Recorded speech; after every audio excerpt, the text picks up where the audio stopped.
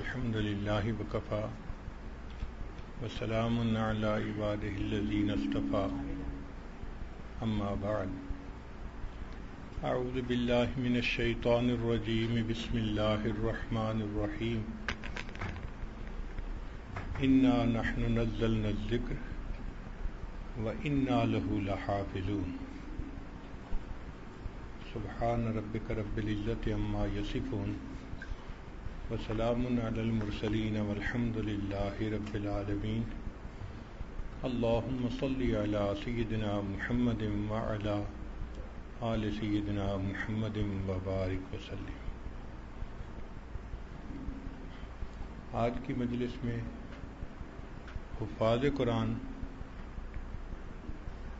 کی خصوصی دعوت کی گئی ہے، لہذا آج کا عنوان بھی قرآن مجید کی تحفیظ کی تاریخ ہے۔ یہ انٹرسٹنگ بھی ہے اور ہر ایک کو پتہ بھی ہونا چاہیے۔ اللہ رب العزت نے جو پہلی آسمانی کتابیں اتاریں ان کی حفاظت اللہ نے ان امتوں کے سپرد فرمائی، والربانیون والاحبار بما استحفظوا من کتاب اللہ۔ اس وقت کے جو علماء تھے اور اولیاء تھے ان کے ذمہ تھا کہ کتابوں کی حفاظت کریں۔ آپ جانتے ہیں انسان ناقص ہے، وہ امتیں ان کتابوں کی حفاظت نہ کر سکیں، ان میں بہت ساری چیزیں شامل ہو گئیں۔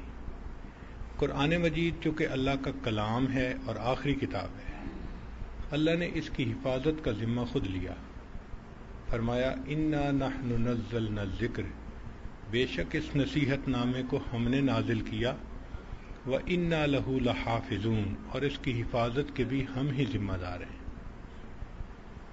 تو یہ چونکہ اللہ کا کلام ہے، اللہ نے اس کی حفاظت کرنے کا خود انتظام فرمایا۔ ایک بادشاہ جب عہد کرتا ہے کہ میں ملک کی حفاظت کروں گا تو پھر وہ خود جا کے سرحدوں پہ پہرا نہیں دے سکتا، اس کے لیے وہ ایک فوج تیار کرتا ہے۔ اس فوج میں زمینی فوج بھی ہوتی ہے، ہوائی فوج بھی ہوتی ہے، بحری فوج بھی ہوتی ہے۔ چنے ہوئے لکھے پڑھے صحت مند خوبصورت نوجوان سلیکٹ کیے جاتے ہیں، ان کو ٹریننگ دی جاتی ہے، ان کو وسائل دیے جاتے ہیں، پھر وہ فوج سرحدوں کی حفاظت کرتی ہے تو بادشاہ کی بات پوری ہو جاتی ہے کہ میں نے سرحدوں کی حفاظت کر کے دکھا دی۔ ہو بہو یہی مثال ہے کہ اللہ رب العزت نے جب فرمایا کہ اس کی حفاظت ہمارے ذمے ہے تو اس کا طریقہ یہ بنا کہ اللہ نے اپنے بندوں اور بندیوں کے دلوں میں قرآن مجید کی محبت پیدا کر دی۔ اس محبت کی وجہ سے کتنے لوگ ایسے ہیں جو یہ چاہتے ہیں کہ ہم حافظ بنیں، اور کتنے لوگ ہیں جو بچے کے پیدا ہوتے ہی نیت کر لیتے ہیں ہم نے اس کو حافظ بنانا ہے، حافظہ بنانا ہے۔ وہ محبت ایسی چیز ہے کہ جس کی وجہ سے لوگ قرآن مجید کے حافظ بنتے ہیں۔ قرآن مجید کی حفاظت کے مختلف انداز ہیں۔ کچھ ایسے لوگ ہوتے ہیں جو قرآن مجید کے حروف کے محافظ ہوتے ہیں، ان کو قاری کہتے ہیں، وہ تجوید جانتے ہیں، علم جانتے ہیں، تاکہ ہر حرف کو اس کے مخرج سے اس کی صفات کے ساتھ نکالا جائے، ورنہ تو سین میں اور سا میں فرق ہی نظر نہیں آئے گا۔ تو یہ قاری حضرات بتاتے ہیں کہ اب آپ کا یہ حرف ٹھیک نہیں نکل رہا، تو یہ حروف قرآن کے محافظ ہیں۔ چنانچہ ایک مرتبہ ہمیں ایک مسئلہ پیش آیا، نیو یارک یونیورسٹی میں ایک صاحب مصر کے تھے جو نماز پڑھاتے تھے، اور وہ جب نماز پڑھاتے تو والضحیٰ سورت جب پڑھتے تو وہ تلاوت کرتے تھے والضحیٰ واللیل اذا سگا۔ اب چونکہ جیم کو گاف بولنے کی عادت ہے، جدہ کو گدہ کہتے ہیں، تو اسی طرح وہ تلاوت بھی ایسی کرتے تھے۔ تو ایک بچہ تھا جس نے کسی قاری صاحب سے قرآن پڑھا ہوا تھا، اس نے اعتراض کیا کہ یہ لفظ سجا ہے، سگا نہیں ہے۔ بات آگے بڑھی، علماء تک پہنچی تو انہوں نے بتایا کہ ہاں یہ تو تلاوت ٹھیک نہیں ہے۔ تو پھر ایک باقاعدہ حافظ قرآن جو اچھے قاری تھے ان کو وہاں امام بنایا گیا، اور اللہ رب العزت نے ایک بچے کے ذریعے قرآن مجید کے ایک حرف کا جو غلط یعنی مخرج تھا اس کو ٹھیک کروا دیا۔ تو یہ جو قراء حضرات ہوتے ہیں یہ حروف قرآن کے محافظ ہوتے ہیں. کوئی حرف غلط نہیں نکل سکتا. اپنے مخرج سے نکلے گا تو وہ اس کو مانیں گے، ورنہ بتائیں گے کہ یہ لفظ ٹھیک نہیں نکل رہا. جو حفاظ قرآن ہوتے ہیں وہ الفاظ قرآن کے محافظ ہوتے ہیں. چنانچہ ان کے سامنے بڑے سے بڑا عالم بھی کوئی آیت پڑھے گا تو اگر کسی لفظ میں فرق ہوگا وہ فوراً بتا دیں گے جی کہ یہ لفظ ایسے نہیں ہے. چونکہ یعلمون اور تعلمون کے مشابہ بہت لگتے ہیں تو وہ بتا دیں گے کہ جناب یہ لفظ ایسے نہیں، یہ ایسے ہے. تو قاری حضرات یہ حروف قرآن کے محافظ ہیں، حفاظ یہ الفاظ قرآن کے محافظ ہیں، اور جو علماء کرام ہوتے ہیں یہ معارف قرآن کے محافظ، معانی قرآن کے محافظ ہیں. چنانچہ دنیا میں کتنے لوگ آئے جنہوں نے قرآن مجید سے اپنی مرضی کی تفسیر نکالنی چاہی. حالانکہ اپنی مرضی کی تفسیر نکالنی جائز نہیں ہے. بھئی جس کا کلام ہے اس کی کیا منشا ہے یہ وہی جانتا ہے. میری بات کا جو مفہوم ہے وہ میں ہی بتانے کا حق زیادہ رکھتا ہوں کہ میرا مقصد کیا تھا. یہ نہیں کہ الفاظ میرے ہوں اور مفہوم آپ اپنا نکالتے پھریں. اس لیے اپنی رائے سے تفسیر کرنا اس کو منع کر دیا گیا. تو امت میں اگر کوئی ایسے فتنے آئے کہ جہاں لوگوں نے معانی قرآن کو بدلنے کی کوشش کی تو علماء امت نے صاف ان کی غلطیوں کی نشاندہی کر دی. تو علماء قرآن معانی قرآن کے محافظ ہیں. تو قاری حضرات حروف قرآن کے محافظ، حفاظ حضرات الفاظ قرآن کے محافظ، علماء کرام معانی قرآن کے محافظ، اور جو مشائخ حضرات ہیں یہ معارف قرآن کے محافظ ہیں. چنانچہ حضرت اقدس تھانوی رحمۃ اللہ علیہ نے جو مسائل السلوک لکھے ہیں قرآن مجید سے انہوں نے ذکر السلوک کے کتنے اعلیٰ مسائل کا استنباط کیا ہے. یہ سارے مل کے یہ اللہ کی گویا ایک فوج بن گئی جو قرآن کی حفاظت کے اوپر جمی ہوئی ہے. یہ محافظ ہیں. چنانچہ اس امت کو اللہ تعالیٰ نے چند باتوں میں امتیازی شان عطا فرمائی. تورات اور انجیل میں اس امت کی جو نشانیاں لکھی ہیں ان میں ایک نشانی یہ لکھی ہے کہ اس امت کو پہلی امتوں کی نسبت حافظے کی قوت زیادہ دی جائے گی، ذہانت زیادہ دی جائے گی. اور ایک نشانی یہ بھی لکھی ہوئی تھی کہ یہ امت دین کے اوپر کتابیں دوسری امتوں کی نسبت زیادہ لکھے گی. اور یہ دونوں نشانیاں پوری ہو گئیں. آج جو انسان کا آئی کیو لیول ہے، تاریخ میں کبھی ہسٹری میں ایسا آئی کیو لیول پہلے نہیں تھا. اور جتنا آج تصنیف و تالیف ہو رہی ہے دین کے اوپر، پہلی امتوں نے اتنی کتابیں دین کے اوپر نہیں لکھی تھیں. تو یہ کتابیں، یہ نشانیاں تورات اور انجیل میں اس امت کی موجود تھیں. تو اللہ رب العزت نے کیوں ذہانت زیادہ عطا فرمائی؟ کیونکہ اس امت نے قرآن کی حفاظت کرنی تھی. چنانچہ صحابہ رضی اللہ تعالیٰ عنہم میں سے بہت سارے حضرات ایسے تھے جیسے قرآن مجید نازل ہوتا تھا وہ اس کو فوراً یاد کر لیتے تھے. ادھر قرآن کا نزول مکمل ہوا، ادھر ان کا قرآن کا حفظ مکمل ہو گیا تو وہ قرآن مجید کے حافظ بن گئے.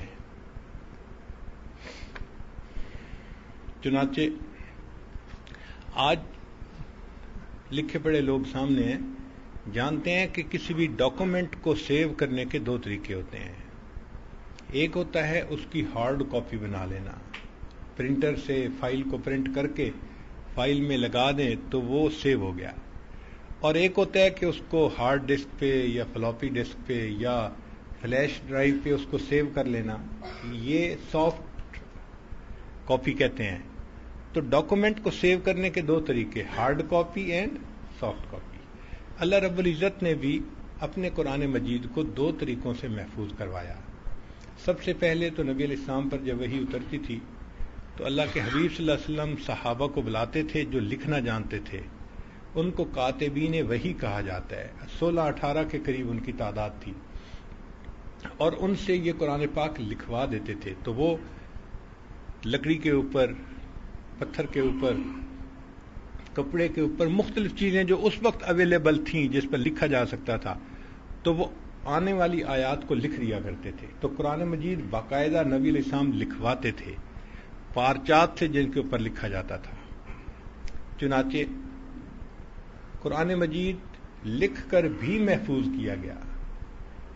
اب جب نبی علیہ الصلوۃ والسلام نے اس دنیا سے پردہ فرمایا تو حضرت عمر رضی اللہ عنہ نے صدیق اکبر عنہ کو مشورہ دیا کہ امیر المومنین، وہ قرآن مجید جو لوگوں کے پاس موجود ہے اس کو اگر ہم سرکاری تحویل میں لے لیں تو وہ زیادہ سیف ہوگا۔ چنانچہ عمر رضی اللہ عنہ کے مشورے سے سیدنا صدیق اکبر رضی اللہ عنہ نے ایک کمیٹی بنائی، زید رضی اللہ عنہ کو اس کا انچارج بنایا، وہ حافظ قرآن تھے اور باقی سارے بھی حافظ تھے۔ ان کو کہا کہ دیکھیں آپ لوگ بھی حافظ ہیں، اب آپ وہ جتنے پارچات لوگوں کے پاس تھے نا وہ آپ لیں اور ان کو محفوظ کریں ایک جگہ۔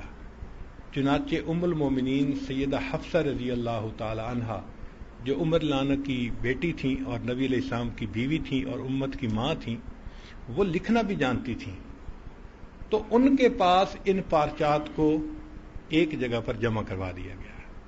چونکہ وہ جانتی تھیں لکھنا پڑھنا تو ان کی نگرانی میں اس میں کوئی تبدیلی نہیں کر سکتا تھا، وہ اس فن کو جانتی تھیں۔ چنانچہ عمر حضرت بکر صدیق عنہ نے سارے ان چیزوں کو ایک جگہ اکٹھا کر دیا، تو صدیق اکبر عنہ کا نام پڑا جامع القرآن، قرآن کو ایک جگہ جمع کرنے والے۔ پہلے تو بکھرا ہوا تھا نا، اب ایک جگہ جمع ہو گیا تو یہ جامع القرآن بن گئے۔ پھر جب عثمان غنی عنہ کا زمانہ آیا تو اسلام 44 لاکھ مربع میل تک پھیل گیا، دور دور تک صوبے بن گئے تھے، ان کو قرآن مجید کی کاپی پہنچانے کی ضرورت پیش آئی، تو عثمان غنی عنہ نے پھر وہی جو قرآن مجید کے پارچات ایک جگہ جمع تھے ان کو لے کے، تو چمڑے کے اوپر اس وقت لکھنے کی ٹیکنالوجی آ چکی تھی، انہوں نے چمڑے کے اوپر اس کو لکھوا کے اس کی 7 کاپیاں بنوائیں اور 7 مختلف صوبوں کے اندر اس کو بھجوا دیا، تو عثمان غنی عنہ کا نام پڑ گیا ناشر القرآن، قرآن کو نشر کرنے والے، اس کو دنیا کے اندر پھیلانے والے۔ تو قرآن مجید کو جمع کروایا صدیق اکبر عنہ نے اور دنیا میں پھیلایا سیدنا عثمان غنی رضی اللہ عنہ۔ اس وقت بھی دنیا میں ایسے عجائب گھر ہیں کہ جہاں پر وہ کاپیاں اوریجنل موجود ہیں۔ ترکی کے جو عجائب گھر ہے اس میں بھی اس وقت موجود ہے کاپی، اور تاشقند کے اندر ایک مسجد ہے تلہ شیخ اس کا نام ہے، وہاں بھی ایک کاپی ابھی تک موجود ہے۔ تو دنیا کے مختلف جگہوں پہ وہ کاپیاں ابھی بھی موجود ہیں۔ تو یہ قرآن مجید کو گویا ہارڈ کاپی اس کی بنوا کے اللہ تعالیٰ نے امت کے اندر تقسیم کروا دی، اور یہ سلسلہ پھر امت کے اندر چلتا بھی رہا۔ انفرادی سطح پر لوگوں کو ضرورت پڑتی تھی، چنانچہ اس زمانے میں کاتب لوگ ہوتے تھے جو رائٹ کرتے تھے، لکھتے تھے، وہ قرآن مجید کی کاپیاں لکھ لکھ کے لوگوں کو دیا کرتے تھے، لوگ ان کو پے کر دیتے تھے اور اپنے لیے کاپی لکھوا لیتے تھے۔ چنانچہ ہر گھر کے اندر جو قرآن مجید آیا یہ ان کاتب حضرات کی وجہ سے آیا۔ قرآن مجید کی لاکھوں کاپیاں بنی اور ہر گھر کے اندر آئیں۔ اس میں جو کاتب لوگ تھے انہوں نے بہت اپنی ٹیکنالوجی کو ڈیولپ بھی کیا۔ ایسے ایسے کاتب تھے، لکھا ہے کتابوں میں، کہ چاول کے ایک گرین کے اوپر پوری سورہ قل واللہ احد لکھ لیا کرتے تھے۔ اتنا باریک لکھنے کا ان کو فن آتا تھا کہ چاول کے ایک دانے پر پوری سورہ اخلاص لکھ لیا کرتے تھے۔ خوبصورت بھی لکھتے تھے، باریک بھی لکھتے تھے اور اچھا بھی لکھتے تھے۔ تو ان کاتبین حضرات نے پھر امت میں سینکڑوں سال تک یہ خدمت انجام دی کہ قرآن مجید کی کاپیز لکھتے تھے اور لوگوں میں دیتے تھے، تو ہر گھر میں تلاوت کے لیے قرآن مجید کی کاپی موجود ہوتی تھی۔ چنانچہ ایک کاتب کا واقعہ بھی عجیب ہے، اس کے ذہن میں خیال آیا کہ عیسائی بھی کہتے ہیں کہ ہمارا دین سچا ہے، یہودی بھی کہتے ہیں ہمارا دین سچا ہے، اور مسلمان بھی کہتے ہیں ہمارا دین سچا ہے، کون سا دین سچا ہے کیا پتا؟ تو اس کے ذہن میں خیال آیا کہ میں اس کو آزماتا ہوں۔ چنانچہ اس نے کیا کیا کہ ایک بائبل لی اور اس بائبل کو اس نے ریپروڈیوس کیا، لکھا، اور لکھتے ہوئے کہیں کہیں جو کچھ الفاظ تھے نا ان کے جو سملر ورڈز ہوتے ہیں ایک معنی والے، تو اس نے ورڈز چینج کر دیے مگر معنی وہی تھے۔ تو اس نے کوئی 30-40 جگہوں پہ یہ تبدیلی کر دی، یعنی الفاظ چینج کر دیے مگر ان کے معنی وہی تھے۔ اس نے جا کے ایک پادری کو دیا، جی میں نے یہ بائبل لکھی ہے، آپ اس سے نا اپنی سنڈے پریئر کروایا کریں۔ اس نے کہا بہت اچھا۔ 1 سال تک وہ پادری پریئر کرواتا رہا اور اس کو پتہ نہ چلا کہ اس میں کوئی لفظ بدلا ہے یا نہیں بدلا۔ تو اس نے پھر فیصلہ کیا کہ اس کا مطلب ہے کہ ان کو تو پتہ ہی نہیں چلتا کہ کتاب میں کوئی تبدیلی بھی آئی ہے کہ نہیں آئی، تو یہ سچا دین کیسے ہو سکتا ہے۔ پھر اس نے اسی طرح تورات لی اور اس کو بھی لکھا، اور اس میں بھی یہی کام کیا کہ معانی وہی رہے، الفاظ بدل گئے۔ نتیجہ کیا نکلا کہ جو ربائی تھا یہودی، اس نے 1 سال تک اس کی تعلیم دی اور اس کو بھی پتہ نہ چلا کہ کہیں کوئی تبدیلی ہوئی ہے یا نہیں ہوئی۔ پھر اس نے یہی کام قرآن مجید کے ساتھ کیا کہ قرآن مجید کو لکھا اور کہیں کہیں الفاظ جو تھے نا مختلف، معانی وہی تھے، الفاظ ڈیفرنٹ تھے، وہ تبدیل کر دیے۔ اب اس نے ایک حافظ قرآن تھے، عالم تھے، ان کو لا کر دیا، جی میں نے بڑی محنت سے قرآن لکھا ہے، میں آپ کے لیے ہدیہ لایا ہوں۔ تو اس نے لے لیا، شکریہ ادا کیا۔ اب جب 2-4 دن گزرے تو ایک دن اس کاتب کے دروازے پر وہی عالم آئے، انہوں نے دروازہ کھٹکھٹایا، یہ باہر نکلا، پوچھا کیسے آئے؟ اس نے کہا جی میں یہ پوچھنے آیا ہوں کہ یہ قرآن پاک لکھا کس نے ہے؟ اس نے کہا جی میں نے لکھا ہے۔ جی میں یہ پوچھنے آیا ہوں کہ آپ نے جاگتے لکھا ہے یا سوتے ہوئے لکھا ہے؟ اس نے کہا نہیں جاگتے ہوئے لکھا ہے۔ اس نے کہا اس میں یہاں غلطی، یہاں غلطی، جتنی جگہ پر اس نے تبدیلیاں کی تھیں اس حافظ قرآن نے ہر غلطی کی نشاندہی کر دی۔ وہ کاتب کلمہ پڑھ کے مسلمان ہو گیا کہ واقعی قرآن مجید کے اندر غلطی نہیں رہ سکتی۔ تو اللہ رب العزت نے قرآن مجید کی حفاظت اپنے بندوں سے کروائی۔ اس امت نے حفاظت قرآن میں بہت اعلیٰ کام کیا، اور الحمدللہ کہ کتابی شکل میں یہ قرآن ہر زمانے میں موجود رہا۔ اچھا، بعض جگہوں پر کاغذ پر بھی لکھا ہوا قرآن موجود ہے، بعض جگہوں پر پتوں پہ قرآن پاک لکھا ہوا محفوظ ہے، لکڑی کے تختوں پہ لکھا ہوا۔ چنانچہ ہم نے سمرقند میں ایک ایسی لائبریری دیکھی، لوہے کی شیٹیں تھیں 4 فٹ بائی 8 فٹ کی، اور ان شیٹوں پہ انگریوڈ قرآن پاک لکھا ہوا، یعنی کھود کے لکھا ہوا، پورا ڈھیر لگا ہوا تھا زمین سے لے کے چھت تک۔ تو میں نے پوچھا کہ بھئی قرآن پاک کو لوہے پہ لکھنے کی کیا ضرورت تھی؟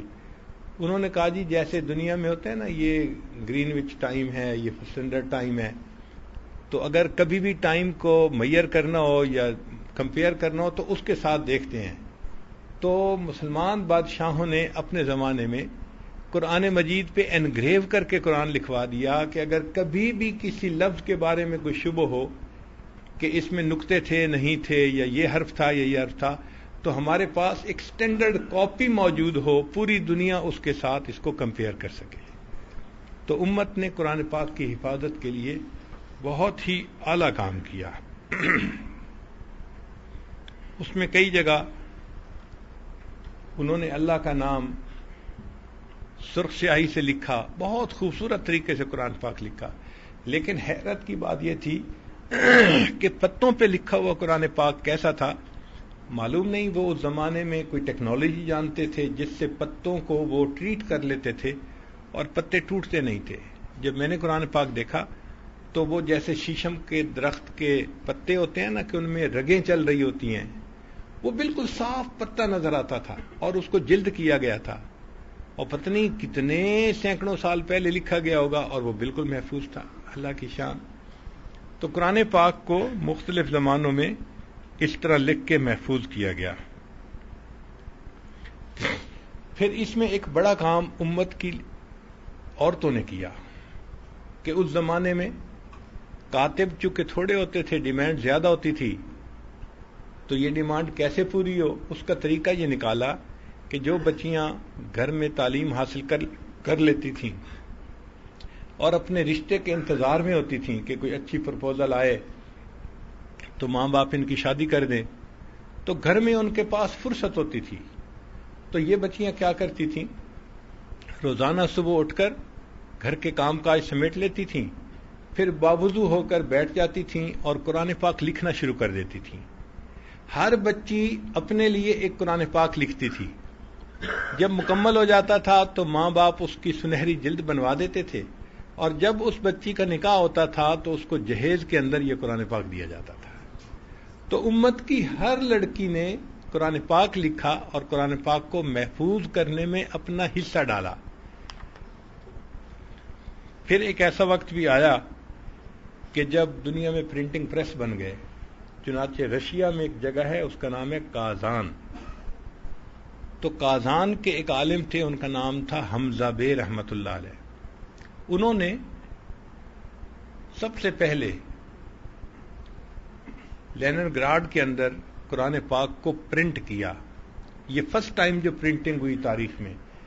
پھر اس کے بعد ہیمبرگ میں یہ قرآن پاک پرنٹ ہوا، اور پھر اس کے بعد ایران میں پرنٹ ہوا. پھر تو پرنٹنگ کا ایسا سلسلہ چلا کہ آج الحمدللہ پرنٹڈ قرآن مجید پوری امت میں ہر گھر میں تقریباً موجود ہے. یہاں پر بھی الحمدللہ سعودی عرب میں مدینہ طیبہ میں قرآن مجید کی پرنٹنگ کا اتنا اچھا ادارہ ہے، دل سے دعائیں نکلتی ہیں اللہ تعالیٰ اور برکتیں دے اور ان لوگوں کی عزت میں اللہ اضافہ فرمائے. اور آنے والے ہر حاجی کو قرآن مجید تقسیم کیے جاتے ہیں. تو یہ قرآن مجید پرنٹڈ ہر گھر کے اندر موجود ہے. تو گویا قرآن مجید کی جو ہارڈ کاپی تھی وہ اس وقت پوری دنیا کے اندر موجود ہے. آپ کہیں بھی ہوں، پہاڑی علاقے میں ہوں، گرم علاقے میں ہوں، ٹھنڈے علاقے میں ہوں، جہاں بھی ہوں گے، آپ اگر کسی مسلمان سے پوچھیں تو وہ اپنے گھر سے قرآن مجید لا کے آپ کو دے دے گا. پڑھنے کے لیے آپ کے پاس ہارڈ کاپی موجود ہوگی. چنانچہ ایک ہے قرآن مجید کی سافٹ کاپی. وہ یہ تھی کہ اللہ تعالیٰ نے بندوں کے دل میں محبت ایسی پیدا کر دی کہ وہ قرآن مجید یاد کرتے تھے، اور ان کے دماغ قرآن مجید کی فلیش ڈرائیو بن جاتے تھے، یوں سمجھ لیں. چنانچہ ادھر قرآن پاک اترتا تھا اور بعض صحابہ اس کو فوراً یاد کر لیتے تھے. نبی علیہ الصلوۃ والسلام قرآن مجید کے حافظ بھی تھے. ابوبکر صدیق عنہ حافظ تھے، عمر رضی اللہ تعالیٰ عنہ حافظ تھے. صحابہ کی جتنی جماعت ہے وہ قرآن مجید کے یا کلی حافظ تھے یا جزوی حافظ تھے، یعنی کسی کو چند پارے یاد تھے یا کسی کو پورا قرآن پاک یاد تھا. کوئی صحابی ایسا نہیں تھا کہ جس کو قرآن پاک یاد نہ ہو، کچھ نہ کچھ یاد ضرور کرتے تھے. حضرت عمر لانو کا زمانہ تھا تو اس میں ایک ایسا وقت آیا کہ بہت سارے حفاظ شہید ہو گئے. تو حضرت عمر لانو نے اس زمانے میں ایک فرمان جاری کیا کہ جب یہ لوگ جو اللہ کے راستے میں نکلتے ہیں فارغ ہوں تو ان کا کام یہ ہے کہ یہ قرآن مجید حفظ کریں. تو عمر لانو کے ایک حکم پر ہزاروں لوگوں نے قرآن مجید یاد کیا. تو گویا امت کے اندر حفاظ کی ایک تعداد چلتی رہی ہر دور اور ہر زمانے میں. نبی علیہ الصلوۃ والسلام سے لے کر آج اس دور تک امت میں کوئی ایک دن ایسا نہیں آیا، کوئی ایک رات ایسی نہیں آئی کہ جب پوری دنیا میں قرآن مجید کا کوئی حافظ موجود نہ ہو. ہر دور میں، ہر زمانے میں امت کے اندر قرآن مجید کے حفاظ موجود رہے ہیں. تو ہارڈ کاپی بھی رہی اور سافٹ کاپی بھی رہی. اب یہاں چند باتیں ہیں کہ حفظ کی عمر کون سی بہتر ہے. تو بہتر عمر تو ہے 6 سال سے لے کے 12 سال تک کی. یہ ہنڈائی گاڑی ہے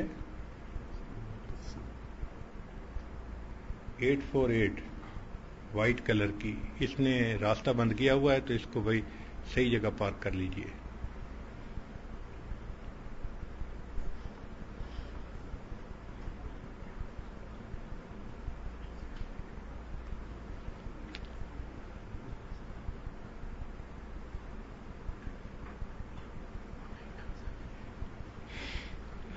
تو حفظ کی جو عمر ہے وہ 6 سال سے لے کے 12 سال تک کی عمر بہترین عمر ہے. اس عمر میں بچے کی یادداشت کی جو ہوتی ہے نا کیپیبلٹی، وہ میکسیمم ہوتی ہے. اس کو کہتے ہیں النقش کالحجر، یعنی پتھر پہ لکیر کی طرح. جیسے پتھر کی لکیر نہیں مٹتی تو اس زمانے میں یاد کیا ہوا قرآن پاک بچے کو نہیں بھولتا. 6 سال کی عمر اس لیے بتائی گئی کہ فزیکلی جب بچہ پیدا ہوتا ہے نا تو اس کا برین گرو کرتا ہے. وہ جو برین گرو کرنے کی عمر ہے نا وہ 5 سال تک رہتی ہے. اگر 5 سال سے پہلے بچے کو قرآن پاک یاد کرنے پر لگا دیں وہ کر تو سکتا ہے مگر اس کا ذہن پوری طرح گرو نہیں کرتا، چونکہ وہ ٹینشن لے گا تو اس کی وجہ سے اس کے اندر ہارمون کارٹیزون جو ہے وہ پیدا ہوں گے اور وہ برین کی گروتھ کو روکیں گے. تو اس لیے ایڈوائزیبل یہی ہے کہ 5 سال کے بعد حفظ میں ڈالا جائے. ہاں کوئی صورتیں یاد کروا دینا اس میں کوئی حرج نہیں ہوتا، وہ بچہ یاد کر سکتا ہے. چنانچہ ایک مرتبہ ہم ایک جگہ مہمان تھے تو جو صاحب خانہ تھے ان کی اہلیہ عالمہ تھیں. کھانے کے بعد انہوں نے کہا اپنے ہسبینڈ کو کہ بھئی بچے کو لے جاؤ اور یہ حضرت صاحب کو اپنا سبق سنائے. تو وہ اپنے بچے کو لے کے آئے. وہ اتنا چھوٹا سا بچہ تھا کہ بغیر سہارے کے کھڑا نہیں ہو سکتا تھا. آپ سوچیں کتنا چھوٹا ہوگا، تھا بھی کمزور سا. تو ہم نے اس کو دیوار کے ساتھ لگا دیا اور اس کے دونوں طرف تکیے رکھ دیے. تو بچے کو تکیے کی سپورٹ مل گئی تو وہ کھڑا ہوا. ہم سمجھے تھے کہ شاید یہ قل واللہ احد سورہ سنا دے گا یا کچھ اور پڑھ دے گا، لیکن بچے نے تو پڑھنا شروع کیا. ہم حیران ہیں، سورہ ملک تبارک الذی بیدہ الملک پوری سورت اس بچے نے سنا دی. یا اللہ، اتنا چھوٹا بچہ اور یہ سورہ ملک کا حافظ ہے، سبحان اللہ. تو چھوٹے چھوٹے بچے بھی قرآن مجید کو یاد کر لیتے ہیں. وہ زبان نہیں جانتے، وہ معنی نہیں جانتے، لیکن قرآن مجید ان کے دلوں میں نقش ہوتا ہے. یہ اللہ کی عجیب شان ہے. لیکن بہترین عمر 6 سال سے لے کے 12 سال کی ہے. اس عمر میں جو بچے حافظ بنتے ہیں عام طور پہ ان کو 2 سال لگتے ہیں حافظ بننے میں. ایوریج بچے 2 سال میں حافظ بن جاتے ہیں. جو سستی کرتے ہیں، توجہ نہیں دیتے، وہ 3 سال بھی لگا سکتے ہیں، اس سے زیادہ بھی لگ سکتا ہے. جو قابل ہوتے ہیں، محنت کرتے ہیں، وہ 2 سال سے پہلے بھی کر لیتے ہیں. ایسا بھی ہوتا ہے کہ بعض لوگ بڑی عمر میں جا کے قرآن مجید کے حافظ بنتے ہیں اور بعض چھوٹی عمر میں بن جاتے ہیں. چنانچہ کتابوں میں لکھا ہے کہ ہارون رشید کے دربار میں ایک بندہ اپنے بیٹے کو لایا اور اس نے کہا کہ ہارون رشید صاحب آپ میرے بیٹے سے قرآن سنیں. وہ بچہ اتنا چھوٹا تھا کہ باپ سے ضد کرنے لگا، ابو میں قرآن تب سناؤں گا جب آپ وعدہ کریں کہ مجھے گڑ کی ڈلی لے کے دیں گے. اس زمانے کی کینڈی یہی ہوتی تھی، گڑ کی ڈلی کھا لینا. تو والد نے اس کو کہا ہاں بیٹا میں وعدہ کرتا ہوں میں تمہیں گڑ کی ڈلی لے کے دوں گا. تو بچے نے کہا ٹھیک ہے میں سناتا ہوں. ہارون رشید خود بھی حافظ تھا. اس نے کئی جگہوں سے قرآن سنا اور اس بچے نے اس کو بالکل صحیح سنا دیا. جب اس کی ڈیٹ آف برتھ کا ریکارڈ دیکھا گیا تو بچے کی عمر اس وقت صرف 5 سال تھی. یعنی 5 سال کی عمر میں اس نے حفظ قرآن مکمل کر لیا تھا. تاریخ میں یہ بھی لکھا ہے. اور ایسا بھی ہوا کہ 7 سال میں، 10 سال میں، 12 سال میں، 18-20 سال میں اور اس سے اوپر کی عمر میں بھی لوگ حافظ بنے. چنانچہ بعض لوگ جو تھے وہ بہت میچورٹی کی عمر میں قرآن مجید کے حافظ بنے. 40 سال کی عمر میں حافظ بننا، 50-60 سال کی عمر میں حافظ بننا، یہ بھی کتابوں کے اندر موجود ہے. اب حفظ میں ٹائم کتنا لگتا ہے تو عام طور پہ تو بھائی 2 سال لگتے ہیں، لیکن اگر محنت کم کریں تو زیادہ بھی لگ سکتا ہے، زیادہ کریں تو وقت کم بھی لگ سکتا ہے. 20 دن میں ایک پارہ یاد کرنا یہ ایک نارم ہے. ہر بچہ 20 دن میں ایک پارہ یاد کر سکتا ہے. ویسے بعض بزرگوں نے جلدی بھی یاد کر لیا. چنانچہ حضرت نانوتوی رحمۃ اللہ کے بارے میں لکھا ہے حج کے سفر پر چلے. اس زمانے میں بمبئی سے جدہ سمندر کے ذریعے آتے تھے اور سمندر میں سمندری طوفان آ جاتے تھے تو جہاز کو ایک جگہ لنگر انداز ہونا پڑتا تھا ورنہ ڈوبنے کا خطرہ ہوتا تھا. تو اس وجہ سے رمضان سے پہلے سفر شروع کرنا پڑتا تھا ورنہ حج گزر جاتی تھی اور سفر ختم نہیں ہوتا تھا. تو جب انہوں نے سفر شروع کیا اور رمضان کا مہینہ آ گیا تو تراویح پڑھانے کا مسئلہ تھا. اللہ کی شان کہ ان کے ساتھ علماء کی ایک بڑی جماعت تھی، لیکن ان تمام علماء میں کوئی قرآن مجید کا کامل حافظ نہیں تھا. سب کو قرآن پاک یاد تھا، سورتیں یاد تھیں، علماء تھے، لیکن پورا قرآن پاک یاد نہیں تھا. تو کسی نے کہا کہ حضرت کوئی بات نہیں، آخری سورتوں سے تراویح پڑھ لیں گے. حضرت نے فرمایا مجھے اچھا نہیں لگتا کہ اتنے بڑے بڑے علماء ہوں اور آخری صورتوں سے یہ قرآن مجید تراویح پڑھائیں. میں کوشش کرتا ہوں، چنانچہ حضرت دن میں ایک پارہ یاد کرتے اور رات کو تراویح میں سنا دیتے. ادھر رمضان مکمل ہوا، ادھر ان کا قرآن مکمل ہو گیا. تو ایک مہینے میں پورا قرآن مجید یاد کرنے کی بھی مثال موجود ہے. اس سے بھی کم وقت میں یاد کرنے کی مثال ہے. چنانچہ امام محمد رحمۃ اللہ علیہ بڑے امیر آدمی کے بیٹے تھے، نواب کے بیٹے تھے اور بڑے ذہین تھے. ان کے والد ان کو لے آئے امام اعظم ابو حنیفہ رحمۃ اللہ کے پاس کہ حضرت اس کو اپنا شاگرد بنا لیں. حضرت نے فرمایا بہت اچھا. چنانچہ امام محمد رحمۃ اللہ علیہ امام ابو حنیفہ رحمۃ اللہ کے شاگرد بنے. چند دن میں حضرت نے ان سے پوچھا بھئی آپ قرآن پاک کے حافظ نہیں ہیں؟ اس نے جواب دیا جی میں حافظ تو نہیں ہوں. فرمان لگے آپ کو پتہ نہیں میرا شاگرد بننے کے لیے یہ پری ریکویزٹ ہے، یہ پری کوالیفیکیشن ہے کہ ہر بچے کو حافظ ہونا چاہیے. آپ جائیں پہلے حافظ بنے پھر میرے پاس علم حاصل کرنے کے لیے آئیں. تو امام محمد رحمۃ اللہ علیہ امام ابو حنیفہ رحمۃ اللہ کو سلام کر کے چلے گئے. ایک ہفتے کے بعد جمعہ کے دن پھر واپس آئے تو امام ابو حنیفہ رحمۃ اللہ نے سوچا کہ یہ استاد کو سلام کرنے کے لیے ویکینڈ پہ آیا ہے، تو پوچھا سناؤ بھائی کیا حال ہے، کام شروع کیا یا نہیں کیا؟ حضرت میں پورا قرآن پاک مکمل یاد کر کے واپس آ گیا. تو ایک ہفتے میں قرآن مجید یاد کرنے کی بھی مثالیں موجود ہیں. اور حضرت مفتی تقی عثمانی دامت برکاتہم نے اپنی کتاب تراشے میں ایک واقعہ لکھا ہے. ایک بڑے عالم تھے، ان کا نام تھا ہشام کلبی، بہت بڑے عالم تھے. ایک دفعہ بات چلی تو دوستوں نے کہا جی کہ فلاں عالم ہے اور فلاں عالم بھی ہے، حافظ بھی ہے. جب ان کا نام آیا تو لوگوں نے کہا جی عالم تو واقعی بڑے ہیں، حافظ نہیں ہیں. وہ کہتے ہیں کہ میرے دل میں بات پیدا ہوئی کہ میں حفظ کیوں نہ کروں. وہیں بیٹھے بیٹھے میں نے حفظ کی نیت کر لی اور فرماتے ہیں کہ 3 دن میں نے پورے قرآن پاک کو یاد کر لیا. تو 3 دن میں بھی قرآن مجید کو یاد کرنے کی مثالیں موجود ہیں. آج کل کے زمانے میں 2 سال 1.5 سال 1 سال یہ بھی ہے. ہمارے پاس ایک طالبہ آئی، وہ ڈبل ایم اے تھی، ایم اے جغرافی ایم اے کیلیگرافی، اور کہنے لگی جی کہ میں نے قرآن پاک یاد کرنا ہے. تو جو جامعہ کی پرنسپل تھیں انہوں نے اس کو مشورہ دیا بھئی حفظ تو چھوٹی عمر کی بچیاں کرتی ہیں، آپ ان کے درمیان بیٹھیں گی بھی تو آپ کو عجیب فیل ہوگا کہ وہ 6-7 سال کی بچی ہیں اور آپ ڈبل ایم اے پاس ہو، بڑی عمر کی ہو. تو بہتر یہ ہے کہ اب آپ نا علم پڑھ لو، بخاری شریف والا کورس کر لو. اس نے کہا جی مجھے حفظ کا شوق ہے، میرا دل چاہتا ہے پہلے میں حافظہ بنوں پھر اس کے بعد میں عالمہ بھی بن جاؤں گی. ان کا ٹھیک ہے. چنانچہ اس بچی کو حفظ کی کلاس میں بٹھا دیا گیا. 7 مہینے کے بعد مجھے پرنسپل کی طرف سے اطلاع ملی جی کہ وہ بچی کا قرآن پاک مکمل ہو گیا. میں نے کہا کہ بھئی 7 مہینے میں قرآن پاک؟ تو ایسے دل میں خیال گزرا کہ ایسا تو نہیں کہ یہ بڑی عمر کی لڑکی تھی تو معلمہ کی اس سے دوستی ہو گئی ہو اور معلمہ اس کو بس سبق دے کے آگے چلاتی رہی ہو، پیچھے منزل کی طرف دھیان ہی نہ دیا ہو.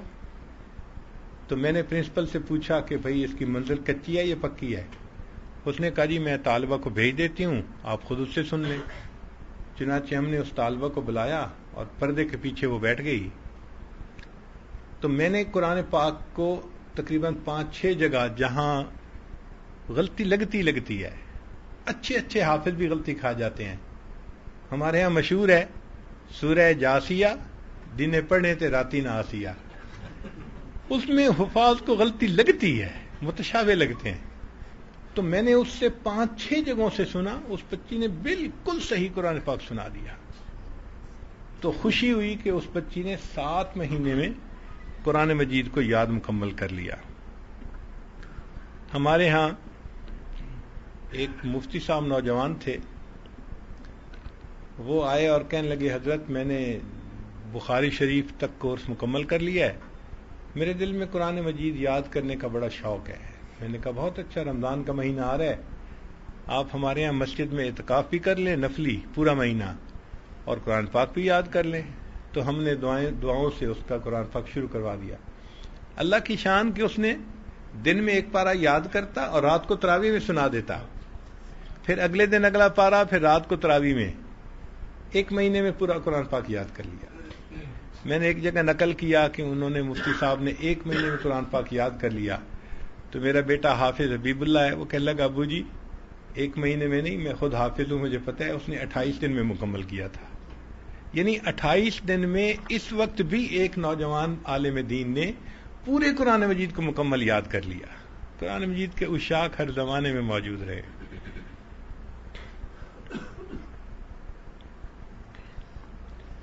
اور بعض تو ایسی جگہیں ہیں جہاں قرآن مجید کے بہت حفاظ ہوتے ہیں. ہمارے ایک قاری صاحب تھے, وہ میرے بچوں کے استاد تھے, بچوں نے ان سے قرآن مجید یاد کیا. ایک دفعہ حضرت آپ نے ملتان کا پروگرام دیا ہے, تو آپ جب آئیں گے تو میرے گھر آپ کھانا کھا لیں. ہم نے کہا بہت اچھا. ہمیں اندازہ نہیں تھا کہ گھر ملتان سے کتنا دور ہوگا. چنانچہ جب ملتان پروگرام کے لیے پہنچے تو وہ قاری صاحب نازل ہو گئے. حضرت آپ نے کہا تھا کہ کھانا کھلانا ہے تو آپ چلے میرے ساتھ. ہم نکلے کہ بھئی چلو, شہر سے کوئی 5-10 منٹ کے فاصلے پہ گھر ہوگا. وہ تو کہیں 1.5 گھنٹہ دور ہمیں ڈرائیو کر کے لے گئے ایک بستی میں, اور وہاں جا کے ایک گھر میں بٹھا دیا. میں نے کہا قاری صاحب آپ مجھے شہر سے اٹھا کے یہاں لائے ہیں, اب اگر ہم یہاں پروگرام بھی کریں گے تو 15 سے 20 بندے ہوں گے دیہات کے, اگر ہم شہر میں کرتے تو ہزاروں لوگوں کا فائدہ ہوتا. وہ کہنے لگے کہ حضرت میں آپ کو ایک مقصد کے لیے یہاں آیا ہوں. میں نے کہا کیا مقصد؟ کہنے لگے کہ ہماری یہ جو بستی ہے نا, اس کا نام ہے حافظ والا. یعنی بستی کا نام ہی یہ ہے حافظ والا, شجاع آباد کے قریب ہے. میں نے کہا کیا مطلب؟ کہنے لگے کہ پچھلے تقریباً 200 سال سے اس بستی میں کوئی گھر ایسا نہیں کہ جس گھر میں کوئی قرآن مجید کا حافظ موجود نہ ہو. پوری بستی کے ہر گھر میں کوئی نہ کوئی قرآن کا حافظ موجود ہوگا, یا مرد ہوگا یا عورت ہوگی, لیکن حافظ ہوگا. تو ایسی بستیاں بھی اس وقت دنیا میں موجود ہیں صفحہ زمین پر کہ بستی کے ہر گھر میں کوئی نہ کوئی قرآن پاک کا حافظ ہوتا ہے. تو بستی کا نام ہی حافظ والا بن گیا. ہمارے ایک قریبی تعلق والے تھے, عالم تھے, ان کی مسجد میں ہم نے فجر کے بعد درس قرآن دیا. وہ کہنے لگے حضرت مسجد کے ساتھ میرا گھر ہے تو آپ ناشتہ میرے ہاں کریں. ہم نے کہا بہت اچھا. جب ہم ناشتے کے لیے دسترخوان پہ بیٹھے, وہ کہنے لگے حضرت میرے والد صاحب قرآن پاک کے عاشق تھے. بس یہ لفظ سنا ہم نے تو ہم نے کہا کہ بھئی اب ہمیں ناشتے میں مزہ نہیں آئے گا, ہمیں ان کی باتیں سنائیں, ہمارا روحانی ناشتہ کروائیں. وہ کہنے لگے حضرت میرے والد صاحب کو کسی بزرگ نے بتا دیا کہ اگر آپ ایک قرآن مجید روز مکمل پڑھیں اور 2 سال تک یہ معمول جاری رکھیں تو قرآن مجید کا فیض آپ کی آنے والی نسل میں جاری ہو جائے گا. میرے والد صاحب نے اس بات کو مان لیا. نتیجہ کیا ہوا کہ والد صاحب نے روز ایک قرآن مجید مکمل پڑھنا شروع کر دیا, الحمد سے لے کے والناس تک, ڈیلی. سفر, حضر, گرمی, سردی, صحت, بیماری, غمی, خوشی, والد صاحب نے پورے 2 سال ہر روز قرآن مجید کو مکمل پڑھا. اس کا نتیجہ یہ نکلا کہ ہمارے والد کے جتنی اولاد تھی, بیٹے اور بیٹیاں, پھر آگے ان کی جتنی اولاد آج ہے, جو بچہ 7 سال کی عمر تک پہنچ گیا ہے وہ قرآن مجید کا حافظ ہے. میرے والد کی نسل میں کوئی لڑکا لڑکی ایسی نہیں جو حافظ نہ ہو. تو یہ بھی اللہ کی شان ہے کہ بعض ایسے بھی قرآن مجید کے عاشق ہوتے ہیں کہ جو قرآن مجید اتنا پڑھتے ہیں کہ اللہ ان کی نسلوں میں فیض کو جاری فرما دیتے ہیں. تو بستیاں بھی ایسی ہیں کہ جہاں قرآن مجید کے حفاظ موجود, خاندان بھی ایسے, بہت سارے ایسے خاندان ہیں ہمارے یہاں کہ وہاں رشتہ کسی گھر میں بھی آئے تو وہ سب سے پہلی بات پوچھتے ہیں بچہ حافظ ہے یا نہیں. حتیٰ کہ ایک جگہ ایک عالم تھے, صاحب نسبت تھے, ان کا رشتہ ہم نے بھجوایا, انہوں نے انکار کر دیا جی یہ حافظ قرآن نہیں ہے. ہمارے یہاں دستور ہے کہ ہم حافظ سے اپنی بچی کی شادی کرتے ہیں. اس وقت بھی ایسے گھرانے موجود ہیں. قرآن مجید کے حفاظ کے ساتھ ان کی بچیوں کی نسبت ہوتی ہے. چنانچہ ایک شہر ہے پانی پت انڈیا میں، اس میں بھی ایسے لوگ گزرے کہ جن کو قرآن مجید کے ساتھ عشق تھا. ہر گھر میں قرآن مجید کے قاری ہوتے تھے اور قاریہ ہوتی تھی، حتیٰ کہ یہاں تک ہوتا تھا کہ ایک بچی کے لیے 2-3 رشتے آتے تھے تو ماں باپ پوچھتے تھے بیٹی بتاؤ 2-3 رشتے آئے ہیں ہم کدھر طے کریں؟ تو بیٹی کہتی تھی کہ ابو ان سب کو بلا لیں، پردے کے پیچھے بیٹھ کے میں ان سے قرآن پاک سنوں گی اور جس کا قرآن پاک مجھے زیادہ پسند آئے گا میں اس کو قبول کروں گی. چنانچہ سارے کے سارے کینڈیڈیٹ قرآن سناتے تھے اور جس کا قرآن پاک زیادہ بہتر ہوتا تھا اس سے لڑکی شادی کرتی تھی. یعنی ایسی بھی مثالیں اس امت کے اندر موجود ہیں. قرآن مجید حفظ ہونے کی کیفیت کیا رہی، یہ بھی ایک امپورٹنٹ پوائنٹ ہے کہ امام اعظم ابو حنیفہ رحمۃ اللہ علیہ رمضان مبارک میں 63 قرآن مجید مکمل پڑھا کرتے تھے. ایک قرآن پاک دن میں ختم کرتے تھے، ایک رات میں ختم کرتے تھے تو 60 ہو گئے، اور 3 قرآن مجید تراویح میں مکمل پڑھتے تھے تو 63 ٹائمز قرآن مجید مکمل پڑھتے تھے. امام شافعی رحمۃ اللہ لکھتے ہیں کہ ایک مرتبہ انہیں مکہ مکرمہ سے مدینہ جانے کا موقع ملا اور راستے میں ان کو 16 دن لگے، اور 16 دن میں وہ فرماتے ہیں کہ میں نے 16 مرتبہ قرآن پاک مکمل پڑھ لیا. تو ایسا قرآن مجید یاد ہوتا تھا کہ ایک دن میں وہ آسانی کے ساتھ پڑھ لیا کرتے تھے. ہمارے ایک استاد تھے، بہت خوبصورت قرآن پاک پڑھتے تھے. اللہ نے ان کو کوئل جیسی آواز دی تھی. اتنا ان کی آواز میں ترنم تھا کہ جب قرآن پاک پڑھتے تھے نا تو بندہ حیران ہو جاتا تھا. اس زمانے میں عمر چھوٹی تھی، کوئی 6-7 سال کی ہوگی. مجھے یاد ہے سردیوں کی لمبی رات تھی، رمضان کا مہینہ تھا. ان کی ایک عادت تھی کہ ان کے کوئی 30-35 شاگرد شہر کی مختلف مساجد میں تراویح پڑھاتے تھے. تو وہ سب شاگردوں کو کہتے تھے کہ تراویح پڑھانے کے بعد آئیں اور اپنی اپنی کارگزاری سنائیں. تو جن سے جو غلطیاں ہوتی تھیں وہ اصلاح کرتے تھے، سمجھاتے تھے اور پھر اگلے دن کی ہدایات دیتے تھے. ایک دن وہ سب طلباء جمع تھے تو کسی طالب علم نے کہہ دیا حضرت آج تو 25 کی رات ہے، آڈ رات ہے. کہنے لگے ہاں. اس نے کہا کہ حضرت آپ کا قرآن سننے کو دل چاہتا ہے. کہنے لگے بہت اچھا، میری 4 رکعت تراویح رہتی ہیں، میں تراویح کی نیت کر لیتا ہوں، آپ لوگ پیچھے نفل کی نیت کر لیں. تدائی کے بغیر اگر ایسی جماعت ہو جائے تو شرعاً اس کی اجازت ہے. چنانچہ حضرت نے 2 رکعت کی نیت باندھ لی اور ہم لوگ پیچھے صف بنا کے کھڑے ہو گئے. اب انہوں نے الف لام میم سے پڑھنا شروع کیا. اللہ کی شان دیکھیں، پڑھتے رہے اور ہم تو پیچھے گم تھے. ایسی ان کی مترنم آواز تھی اور اتنی فلو کے ساتھ پڑھ رہے تھے کہ ہمیں وقت کا احساس ہی نہیں تھا. پتہ اس وقت چلا جب انہوں نے 29 پارے مکمل کرنے کے بعد رکوع کیا. ان ون گو 29 پارے پڑھے انہوں نے، اور ہم اتنا جام ہو چکے تھے کھڑے کھڑے کہ ہم سے رکوع میں نہیں جایا جا رہا تھا. یعنی ہمیں کوشش کر کے رکوع کرنا پڑا، اتنا جسم ایک جگہ سیٹ ہو گیا تھا.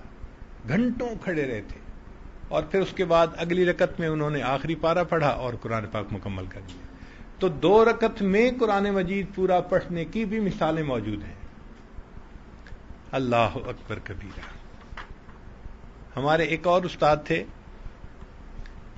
ان سے میں نے عربی قاعدہ شروع میں پڑھا. وہ قاری تو نہیں تھے لیکن حافظ بڑے پکے تھے. ان کا معمول تھا زندگی کا ایک قرآن پاک روزانہ پڑھنا. وہ روزانہ فجر کے بعد قرآن پاک پڑھنا شروع کرتے تھے اور عصر کے وقت روزانہ ختم قرآن ہو رہا ہوتا تھا ان کا. ہم ان کو آنکھوں سے دیکھتے تھے، بیٹھے ہوئے ان کے ہونٹ ہل رہے ہوتے تھے. عمر چھوٹی تھی، شاید 6-7 سال ہوگی. یعنی وہ عمر تھی کہ میرے پاس پورے محلے کے گھروں کا نا ویزا موجود تھا، ملٹیپل. جس گھر میں جب چاہیں آپ چلے جائیں. ہر گھر میں محبتیں ملتی تھیں، پیار ملتا تھا، کھانے کی چیزیں ملتی تھیں، ہر گھر میں پیار ہوتا تھا. وہ عمر تھی. چنانچہ میں ان کے گھر ایک دفعہ گیا تو ان کی بڑی بیٹی کی شادی ہوئی تھی اور رخصتی کے بعد وہ پہلی مرتبہ اپنے والد کو ملنے کے لیے آئی تھی. تو صاف ظاہر ہے وہ دلہن بنی ہوئی تھی، زیورات سے لدی ہوئی تھی. وہ بچی آئی اور آ کے اپنے والد سے ملی. تو والد صاحب نے کہا بیٹا سناؤ ٹھیک ہو، خیریت سے ہو؟ اس نے کہا ابو میں ٹھیک ہوں. تو اس کے بعد وہ بچی بھی بیٹھ گئی اور چارپائی کے ساتھ والد بھی بیٹھ گئے. اب والد نے قرآن پڑھنا شروع کر دیا. تو بچی کہنے لگی ابو میں اتنی دور سے صرف آپ کو ملنے کے لیے آئی ہوں، آپ مجھ سے باتیں تو کریں. تو کہنے لگے بیٹی آپ نے خیریت پوچھی، میں نے بتا دی، آپ کی خیریت کا پتہ چل گیا، اب میں آپ سے اور کیا باتیں کروں، میں قرآن ہی پڑھوں گا. یعنی وہ قرآن پڑھتے رہتے تھے، درمیان میں بات کرنے کا موقع ہوتا تھا تو تلاوت یعنی موقوف کر کے بات کا جواب بھی دے لیتے تھے، پھر قرآن پڑھتے تھے، اور بغیر ٹینشن کے اور تردد کے سہولت کے ساتھ وہ عصر سے پہلے قرآن مکمل پڑھ لیا کرتے تھے. تو قرآن پڑھنے والوں کی ایسی بھی مثالیں موجود ہیں. البتہ ایک مرتبہ ہمیں قرآن مجید کے کمپیوٹر سے ملاقات کا موقع ملا. کراچی میں ہم ایک جگہ تھے، ایک نکاح کی مجلس تھی. تو کسی نے مجھے بتایا کہ حضرت یہ جو بیٹھے ہیں نا صاحب، یہ قرآن مجید کے کمپیوٹر ہیں. تو مجھے شروع میں تو یہ لفظ برا لگا. میں نے کہا کیا لوگوں کے ذہن میں یہ نئی نئی ٹیکنالوجی کے لفظ بیٹھ گئے ہیں؟ بھئی تم کہو قرآن کے قاری ہیں، قرآن کے حافظ ہیں، قرآن کے عالم ہیں، یہ الفاظ ہیں جو قابل ستائش ہیں. یہ کیا کہ قرآن کے کمپیوٹر ہیں؟ تو میں نے ناگواری کا اظہار کیا، کیوں قرآن کے کمپیوٹر کہہ رہے ہیں؟ اس نے کہا جی آپ دیکھ لیں.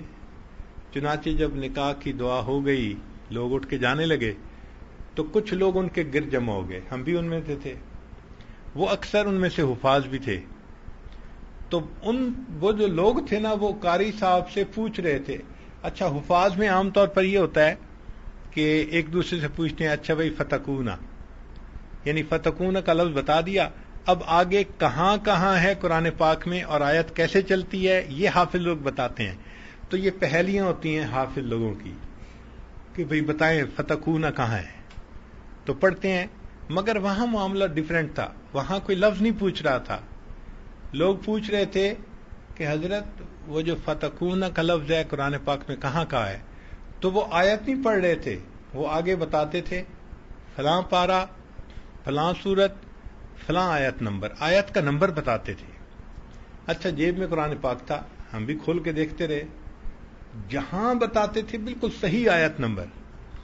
تو بڑی حیرانی ہوئی، کوئی 20 منٹ تک لوگ ان سے پوچھتے رہے، وہ ہر لفظ سن کے آگے بتاتے تھے فلاں پارا، فلاں سورت، فلاں آیت نمبر. یعنی قرآن پاک پڑھتے پڑھتے ان کو اتنا ضبط ہو گیا تھا کہ آیتوں کے نمبر بھی ان کو یاد ہو گئے تھے. تو واقعی 20 منٹ کے بعد خود میرے دل سے بات نکلی کہ یہ واقعی قرآن مجید کا کمپیوٹر ہے. ہم نے زندگی میں ایسا نہیں دیکھا تھا کہ کوئی ایسا حافظ ہو کہ جو آیتوں کے نمبر بھی یاد کرتا ہو. اللہ کی شان، قرآن مجید کی محبت اللہ نے دلوں میں ایسی ڈالی ہے کہ لوگوں نے قرآن مجید کو تو یاد کیا، آیات کے نمبر کے بھی حافظ بن گئے.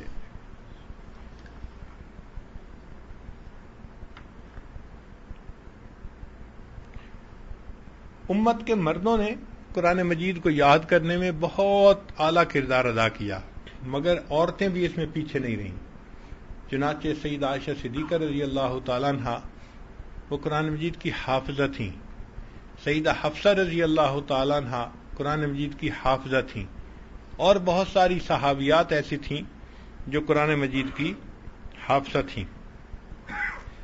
پھر آگے محمد ابن سیرین رحمۃ اللہ علیہ مشہور تابعین میں سے ہیں، ان کی بہن تھیں حفصہ بنت سیرین، وہ قرآن مجید کی بہت مشہور قاریہ گزری ہے. حتیٰ کہ محمد ابن سیرین رحمۃ اللہ علیہ کو قرآن مجید کا کوئی لفظ ادا کرنے میں مشکل پیش آتی تھی تو وہ اپنی بہن سے پوچھتے تھے کہ قرآن مجید کے اس لفظ کو کیسے پڑھنا ہے. تو بہن بتاتی تھی کہ اس کی تلاوت ایسے کرنی ہے. ان کے بارے میں آتا ہے کہ انہوں نے گھر میں ایک کمرہ تھا جس کو مسجد بیت بنا رکھا تھا، گھر کی مسجد، اور وہ 35 سال تک اس کمرے میں نفلی اعتکاف کی نیت سے رہیں. صرف قضائے حاجت کے لیے اس کمرے سے باہر نکلتی تھیں اور وضو کرنے کے بعد پھر وہیں چلی جاتی تھیں، اور سارا دن وہ امت کی بچیوں کو اور چھوٹے بچوں کو قرآن پڑھاتی تھی. اور جب رات ختم یعنی شروع ہوتی تھی تو شاگرد تو چلے جاتے تھے، تو وہ عشاء کے بعد 2 رکعت کی نفل نیت باندھ لیتی تھیں اور پوری رات قرآن مجید کی تہجد میں تلاوت کیا کرتی تھی. ان کے بارے میں ایک لطیفہ ہے.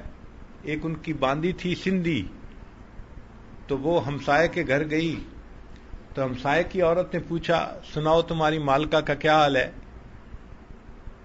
تو وہ عورت کہنے لگی کہ مجھے سمجھ نہیں آئی، میں پچھلے 30 سال سے ان کی خدمت کر رہی ہوں، روزانہ عشاء کے بعد وہ مصلے پہ کھڑی ہوتی ہیں اور قرآن پاک کو پڑھ کے رونا شروع کر دیتی ہیں. پتہ نہیں انہوں نے کون سا اتنا بڑا گناہ کر لیا ہے کہ 35 سال میں وہ گناہ معاف نہیں ہوا. عقل کے مطابق بندے کی بات ہوتی ہے، مگر وہ حفصہ بنت سیرین قرآن مجید کی ایسی عاشقہ تھیں. پھر اس امت میں بہت ساری عورتیں قرآن مجید کی حافظہ بنی، لاکھوں کی تعداد میں. آج بھی امت میں اگر آپ دیکھیں تو جس طرح بچے قرآن کے حافظ بنتے ہیں، بچیاں قرآن مجید کی حافظات بنتی ہیں. ہمارا یہ تجربہ ہے کہ اگر ایک بہن ہے اور ایک بھائی ہے اور ایک وقت میں وہ حفظ کرنا شروع کریں تو بہن پہلے حافظہ بن جاتی ہے بھائی سے. اس کی ریزن یہ ہے کہ ان میں کنسنٹریشن زیادہ ہوتی ہے اور ان میں ڈر خوف ہوتا ہے، تو وہ اپنے ٹائم کو ویسٹ نہیں کرتی، تو بچیاں جی پہلے یاد کر جاتی ہیں.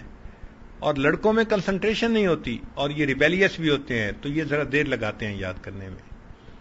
مگر عام طور پر بچیاں بھی قرآن مجید کی بہت اچھی حافظہ بن جاتی ہیں. ہمارے قریبی علماء تھے، ان کی والدہ تھی، ایک دفعہ حج کیا انہوں نے، تو وہ حیران ہوتی تھی میری اہلیہ سے بات کرتے ہوئے کہ اچھا لوگ قرآن مجید پڑھتے پڑھتے بھول بھی جاتے ہیں. ان کو اس بات پہ حیرانی ہوتی تھی کہ قرآن مجید پڑھتے ہوئے بندہ کیسے بھول سکتا ہے. ان کو پورا قرآن مجید سورہ فاتحہ کی طرح یاد تھا.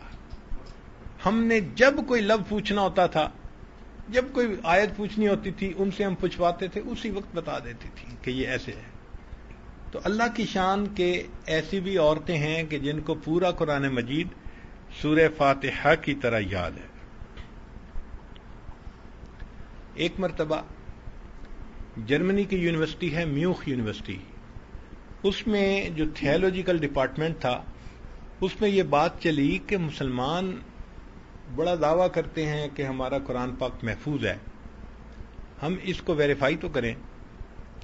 چنانچہ انہوں نے پتہ نہیں کتنے $1,00,000 یا $1 ملین اس کام کے لیے مخصوص کر دیا بجٹ. ایک الگ عمارت بنائی گئی اور پھر اس میں سٹاف رکھا گیا اور دنیا کے مختلف ملکوں سے، شہروں سے انہوں نے قرآن مجید خریدے. مقصد یہ تھا کہ بھئی مختلف جگہوں پہ پرنٹ ہو رہے ہیں مختلف ملکوں میں، تو کہیں نہ کہیں تو آپس میں کچھ تبدیلی نکل آئے گی. 40,000 قرآن مجید خریدے گئے. تو 40,000 قرآن مجید سے تو کئی کمرے بھر گئے. پھر انہوں نے سٹاف رکھا کہ ان کو ویریفائی کرو آپس میں. چنانچہ کئی 100 بندے رکھے اور وہ ایک ایک صفحہ کھول کے بیٹھتے اور ایک ایک حرف کو کمپیئر کرتے. کئی سال لگے 40,000 قرآن مجید کو کمپیئر کرنے کے بعد وہ اس نتیجے پر پہنچے کہ کسی میں ایک نقطے کا بھی فرق نہیں تھا. انا نحن نزلنا الذکر وَإِنَّا لَهُ لَحَافِظُونَ. بے شک اس قرآن مجید کو ہم نے ہی نازل کیا اور اس کی حفاظت کے بھی ہم ہی ذمہ دار ہیں. آج بھی الحمدللہ پوری دنیا میں قرآن مجید محفوظ ہے. قرآن مجید میں کوئی آدمی غلطی کو شامل کر سکتا ہے لیکن وہ غلطی قرار نہیں پکڑ سکتی، یہ یاد رکھیں. ایسا پاسبل ہے کہ کوئی بدنیت پرنٹر ہو اور وہ قرآن مجید کو اس طرح سے چھاپے کہ کہیں نقطوں کا فرق ہو، کہیں حرف کا فرق ہو، پاسبل ہے، لیکن وہ قرار نہیں پکڑے گی غلطی. جب کسی حافظ کے ہاتھ میں جائے گی وہ فوراً نشاندہی کر دے گا اور غلطی کو دور کر دیا جائے گا. لا یأتیہ الباطل من بین یدیہ ولا من خلفہ. یہ اللہ تعالیٰ کی طرف سے حفاظت ہے قرآن مجید کی. چنانچہ حفاظت قرآن کی یہ تاریخ ہے. آپ کو ایک ذاتی تجربہ بھی سنا دیں. یہ کوئی 80s کی بات ہے. یہ عاجز ان دنوں ورجینیا میں تھا. تو چند علماء آئے اور کہنے لگے جی کہ آپ کے ذمے ایک کام لگانا ہے. میں نے پوچھا کیا کام؟ کہنے لگے جی کہ یہاں پر ایک انٹرفیتھ کونسل بنی ہوئی ہے جس میں مختلف مذاہب کے لوگ ہیں اور وہ آپس میں مل بیٹھتے ہیں ہفتے 10 دن میں ایک مرتبہ اور آپس میں ایک دوسرے کے قریب آنے کی، ایک دوسرے کے دین کو سمجھنے کی بات چیت کرتے ہیں، تو آپ کو وہاں بھیجنا ہے۔ میں نے انکار کر دیا، بھائی نہیں، میں تو اس قابل نہیں ہوں کہ میں وہاں جا سکوں۔ انہوں نے کہا جی کہ پرابلم یہ ہے کہ ہم نے وہاں پر پہلے ایک عالم کو بھیجا جو باقاعدہ دارالعلوم سے فارغ التحصیل عالم تھے، لیکن جو لوگ وہاں تھے، ربائی، پادری، ہندو، دوسرے، وہ شاطر تیز لوگ تھے، انہوں نے اس سے سائنس کے سوال پوچھنے شروع کر دیے کہ قرآن مجید میں اس کے بارے میں کیا ہے، اس کے بارے میں کیا ہے۔ اب وہ عالم سائنس تو نہیں جانتے تھے کہ جی 7 زمینیں ہیں، 7 آسمان ہیں، اس کو ایکسپلین کریں، تو وہ تو نہیں جانتے تھے، تو چنانچہ وہ اس کو چپ کروا دیتے تھے۔ تو عالم نے کہہ دیا جی میں وہاں نہیں جا سکتا۔ پھر ہم نے کیا کیا کہ ہم نے ایک پی ایچ ڈی بنی ہوئی، کہنے لگے اب وہاں کوئی جا ہی نہیں رہا، لہذا جب کوئی بندہ نہیں ہوتا تو پھر ان کے دل میں جو آتا ہے وہ بات کرتے ہیں، تو ہم آپ کو لے جانا چاہتے ہیں۔ تو میں نے دل میں سوچا ٹھیک بندہ ڈھونڈا ہے، jack of all trade but master of none. تو اس کی اہمیت کو دیکھتے ہوئے میں نے کہا ٹھیک ہے بھائی، میں انشاءاللہ وہاں جاؤں گا۔ ہم لوگ وہاں گئے اور ہم نے جا کے ان کو اپنا نام بتا دیا اور کہہ دیا کہ آئیں گے۔ تو میں نے ان کو کلیئرلی کہا کہ میں عالم نہیں، طالب علم ہوں، آپ جو پوچھیں گے مجھے آتا ہوگا تو میں بتا دوں گا، نہیں تو میں اپنے بڑوں سے پوچھ کے بتا دوں گا، لیکن آپ کو جواب ضرور دیا جائے گا، ایسا نہیں ہوگا کہ آپ کو جواب نہ دیں۔ تو وہ مطمئن ہو گئے، چنانچہ وہاں آنا جانا شروع کر دیا۔ اب وہاں 2-3 یہودی تھے جو ربائی تھے، یہودیوں کے عالم کو ربائی کہتے ہیں، کچھ عیسائی تھے، ان کے پادری تھے، وہ بھی آتے تھے، ہندو بھی تھے اور مذاہب کے لوگ بھی تھے۔ تو میرے لیے بھی ایک نیا ایکسپیرینس تھا۔ عجیب بات ہے کہ اس میں جو ربائی تھا نا، وہ مجھے آتے جاتے بڑے غور سے یوں دیکھتا رہتا تھا۔ تو شروع میں تو میں اپنے ذہن میں سوچتا تھا کہ یہ مجھے دیکھتا ہے پگڑی میں، جبے میں، تو یہ دیکھتا ہوگا کہ یہ آثار قدیمہ کدھر سے آ گیا۔ میرے ذہن میں یہی گمان تھا، لیکن اللہ کی شان کہ ایک دفعہ میں جب گزر رہا تھا تو وہ مجھے دیکھ کے کہتے ہیں mister Ahmed you always come with a different respective look. اس دن مجھے احساس ہوا کہ نہیں، یہ آثار قدیمہ نہیں سمجھتا، بلکہ سنت کی مقناطیسیت ایسی ہے کہ اس کو سنت اچھی لگتی ہے۔ وہ دل میں یہ سوچ رہا ہوگا کہ ایسا تو حضرت موسیٰ علیہ السلام کی سنت تھی تو میں تو اس کو نہ اپنا سکا، اور یہ مسلمان ہے اور اس نے موسیٰ علیہ السلام کی سنت کو بھی اپنایا ہوا ہے، جبے کو بھی اپنایا ہوا ہے۔ تو اس کے دل پہ نا ایک ہیبت تھی سنت کی۔ تو مجھے اور خوشی ہو گئی کہ چلو الحمدللہ اللہ تعالیٰ نے سنت کو اتنی مقناطیسیت دی ہے کہ لوگ اس کو پسند کرتے ہیں۔ اب یہ سلسلہ کئی مہینے چلتا رہا۔ ایک دن ایسا ہوا کہ جب میٹنگ ختم ہوئی تو جو سیکرٹری تھا اس نے پوچھا کہ جی اگلی میٹنگ کا ایجنڈا کیا ہوگا؟ تو میرے ذہن میں ایک بات آئی، میں نے کہا جی کہ اگلی میٹنگ میں ہر مذہب والا ان کے پاس جو کلام الہی ہے نا، ورڈ آف گاڈ جس کو کہتے ہیں، وہ اس کی تلاوت کر کے سنائے۔ تو سیکرٹری کو یہ بات بڑی اچھی لگی، اس نے کہا ویری گڈ، برائٹ آئیڈیا، اور اپروو کر دیا۔ اب ہم چلے گئے۔ نیکسٹ میٹنگ میں جب وہاں پہنچے تو اس نے جب شروع کی اپنی میٹنگ، اس نے کہا جی مسٹر احمد کہ آپ نے یہ مشورہ دیا تھا جو بولے وہی کنڈی کھولے، لہذا اب آپ شروع کریں، آپ اپنے ورڈ آف گاڈ کو سنائیں۔ چنانچہ میں تیاری کر کے گیا تھا۔ کتابوں میں ہم نے پڑھا کہ جو کچھ اللہ نے پہلی آسمانی کتابوں میں اتارا وہ سب کچھ اللہ نے قرآن پاک میں اتار دیا۔ جو قرآن مجید میں اترا وہ سارا کا سارا سورہ بقرہ میں آ گیا، جو سورہ بقرہ میں ہے وہ سارا کا سارا سورہ فاتحہ میں آ گیا۔ اس لیے اس کو فاتحۃ الکتاب کہتے ہیں۔ یہ پریفیس ہے، یہ سمری ہے پورے قرآن پاک کی۔ تو یہ دل میں بات آئی کہ اچھا، چونکہ قرآن پاک میں کی یہ پوری سمری ہے سورہ فاتحہ، تو میں ان کے سامنے سورہ فاتحہ کی تلاوت کروں گا۔ چنانچہ میں نے سورہ فاتحہ کی تلاوت کی اور پھر ٹوٹے پھوٹے لفظوں میں جو اس کا ترجمہ میں بیان کر سکا تو میں نے ان کو بتا دیا، خوش ہو گئے۔ اس کے بعد پھر ایک عیسائی پادری بیٹھا ہوا تھا، اس کی باری آئی تو اس نے اپنی بائبل نکالی اور اس میں پہاڑی کا واز، وہ ان کا مشہور واز ہے، یہ بڑا لہک لہک کے پڑھتے ہیں کہ عیسیٰ علیہ السلام نے کہا کہ کوئی تمہارے ایک گال پہ تھپڑ لگائے تو تم اس کو دوسرا گال بھی پیش کر دو اور ایسے محبت سے پیش آؤ۔ اس نے اس کو پڑھنا شروع کیا۔ جب اس نے پڑھنا شروع کیا تو میں نے ہاتھ اٹھایا اور سیکرٹری سے کہا جی کہ میں آپ کے ساتھ کوئی بات شیئر کرنا چاہتا ہوں۔ اس نے کہا کیا؟ میں نے کہا جی کہ ایجنڈا تو یہ تھا کہ ہر مذہب والا جو ان کے ہاں ورڈ آف گاڈ ہے اس کو ریسائٹ کرے گا، تو میں پوچھتا ہوں کہ کیا بائبل انگلش زبان میں اتری تھی جو یہ انگلش پڑھ رہے ہیں؟ اب وہ سمجھ گئے کہ اتری تو تھی عبرانی زبان میں اور ہم تو یہ اس کا ٹرانسلیشن پڑھ رہے ہیں، یہ ورڈ آف گاڈ تو نہیں کہلا سکتا۔ تو وہ ایسا کویسچن تھا کہ جس پہ وہ حیران ہو گیا۔ تھوڑی دیر تو خاموشی رہی، پھر اس کے بعد آگے جو ربائی بیٹھا تھا نا وہ بہت تیز آدمی تھا، وہ آگے بڑھا اور کہنے لگا mister Ahmed let me tell you loud and clear, یہ اس کے الفاظ تھے، let me tell you loud and clear, یعنی میں آپ کو یہ بات کھل کے بتانا چاہتا ہوں کہ جتنے دین اس وقت دنیا میں موجود ہیں صرف مسلمان ہیں جن کے پاس اصل ورڈ آف گاڈ موجود ہے، باقی سب کے پاس ترجمے موجود ہیں، ورڈ آف گاڈ موجود نہیں ہے۔ تو جب اس نے یہ الفاظ کہے اتنا دل کو خوشی ہوئی، میں نے آیت پڑھی انا نحن نزلنا الذکر وانا لہ لحافظون، ہم نے اس نصیحت نامے کو نازل کیا اور اس کی حفاظت کے بھی ہم ہی ذمہ دار ہیں۔ واقعی اللہ رب العزت نے اپنی کتاب کی حفاظت کر کے دکھائی۔ آج پوری دنیا مانتی ہے کہ مسلمانوں کے پاس ان کی کتاب محفوظ ہے، ہم خوش نصیب ہیں۔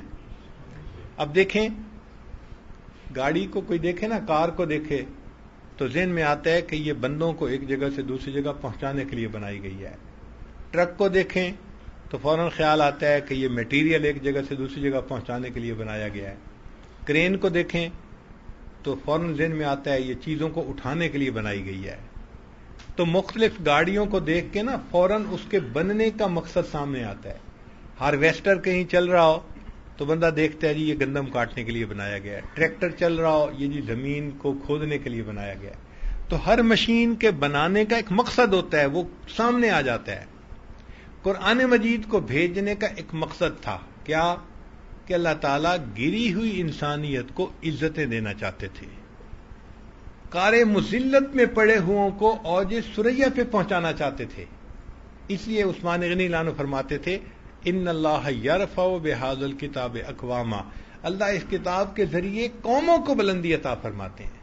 تو دنیا میں اگر کوئی بندہ بڑا پریشان حال ہو، بڑا مصیبتوں میں گھرا ہوا ہو اور وہ چاہے کہ میں اس ذلت سے نکلوں اور عزت کی زندگی گزاروں، اللہ نے اس کے لیے قرآن مجید کو بنایا ہے۔ وہ قرآن مجید کو پڑھے، اس کی تعلیمات پر عمل کرے، پھر دیکھے اللہ تعالیٰ اس کو کیسے عزتیں عطا فرماتے ہیں۔ ہر لحظہ ہے مومن کی نئی شان نئی آن، کردار میں گفتار میں اللہ کی برہان، یہ بات کسی کو نہیں معلوم کہ مومن قاری نظر آتا ہے حقیقت میں ہے قرآن۔ تو یہ بندہ قرآن پڑھنے والا قاری نظر آتا ہے، حقیقت میں قرآن کی طرح یہ بھی معزز بن جاتا ہے۔ علامہ اقبال نے صحیح کہا وہ زمانے میں معزز تھے مسلمان ہو کر، ہم ہوئے خار تارک قرآن ہو کر۔ تو قرآن مجید دنیا میں عزتیں دینے کے لیے آیا۔ کوئی فرد اس پر عمل کرے گا اللہ اس فرد کو عزت دیں گے، کوئی قوم عمل کرے گی اللہ اس قوم کو عزت عطا فرمائیں گے۔ سیدنا عمر رضی اللہ عنہ کا مشہور واقعہ ہے، اپنی فوج کے ساتھ ایک دفعہ مکہ مکرمہ کی پہاڑی سے گزر رہے تھے تو نیچے وادی تھی، تو دیکھنے کھڑے ہو گئے۔ دوپہر کا وقت تھا اور خوب پسینے آ رہے تھے، تو ایک بندے نے کہا امیر المومنین آپ کیوں کھڑے ہو گئے؟ آپ کی وجہ سے ہزاروں لوگ کھڑے ہیں اور سب کو پسینے آ رہے ہیں دھوپ کے اوپر۔ تو عمر رضی اللہ عنہ نے کہا کہ جب میں ینگ تھا، جوان تھا، اس وقت میرے والد خطاب مجھے بھیجتے تھے اونٹ چرانے کے لیے، تو میں اس وادی میں اس ویلی میں اونٹ چرانے کے لیے آیا کرتا تھا، مگر مجھے اونٹ چرانے کا طریقہ نہیں آتا تھا، تو میرے اونٹ خالی پیٹ گھر جاتے تھے، اور شام کو میرا والد خطاب مجھے ڈانٹتا تھا اور کہتا تھا عمر تو بھی کیا زندگی گزارے گا، تجھے اونٹ بھی چرانے نہیں آتے۔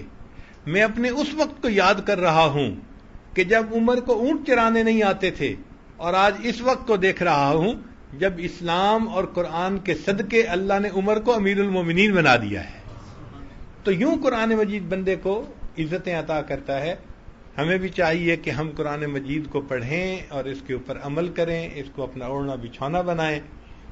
ہمارے حضرت رحمۃ اللہ فرماتے تھے تیرے ہاتھ میں ہو قرآن اور تو دنیا میں رہے پریشان، تیرے ہاتھ میں ہو قرآن اور تو دنیا میں رہے ناکام، تیرے ہاتھ میں ہو قرآن اور تو دنیا میں رہے غلام، غلامی نفس کی ہو، شیطان کی ہو یا کسی انسان کی ہو، نہ ہمیں کہتا ہے یہ قرآن، اور میرے ماننے والے مسلمان، اقرا وربک الاکرم، تو پڑھ قرآن، تیرا رب کرے گا تیرا اکرام، تیرا رب تجھے عزت و وقار دے گا، تیرے ظاہر و باطن کو نکھار دے گا۔ اللہ تعالی ہمیں قرآن مجید کے ساتھ سچی محبت عطا فرمائے اور اس کی تعلیمات کے مطابق پوری زندگی گزارنے کی توفیق عطا فرمائے۔ وآخر دعوانا ان الحمد للہ رب العالمین۔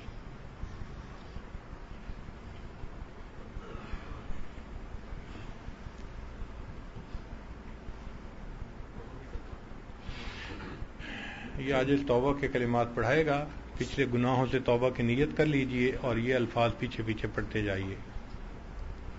الحمد للہ وکفا وسلام علی عبادہ الذین اصطفیٰ، اما بعد۔ یہ کلمات پڑھیے۔ بسم اللہ الرحمن الرحیم، لا الہ الا اللہ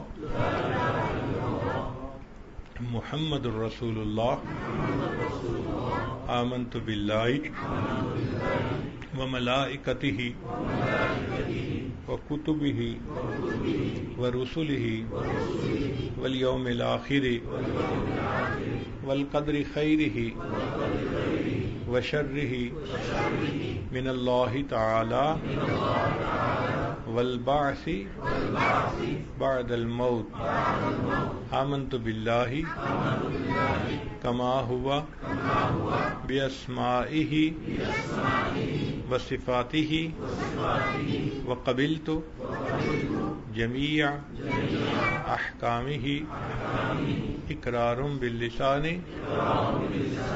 وتصدیق بالقلب، اشہد ان لا الہ الا اللہ واشہد ان محمدا عبدہ ورسولہ، استغفر اللہ ربی من کل ذنب واتوب الیہ برحمتک یا ارحم الراحمین۔